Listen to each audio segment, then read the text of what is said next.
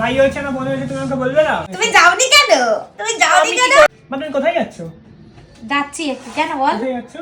যাচ্ছি। কোথায় যাচ্ছ? মামা বাড়ি যাচ্ছি। কি করতে? যাই, দিদা একা আছে। আর তুমি কালকে যে এলে ওখান থেকে ঘুরে, তুমি তো আমাকে একবারও বললে না যে ভাই হয়েছে না বোন হয়েছে। তুমি যাওনি কেন? তুমি যাওনি আমি কি কেন? করে যাবো? ওখানে তো যাওয়া মানে সবাইকে অ্যালাউ করে না। কে বলেছে এলাও করে না? তুই যেতে পারতে।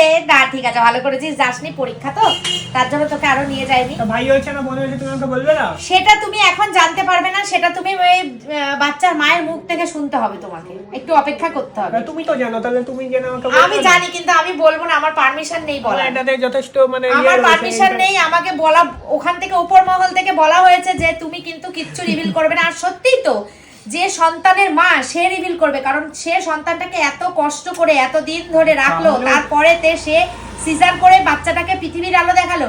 তার অধিকার সবার আগে, আমি মনে করি আমরা কেউ না তার কাছে।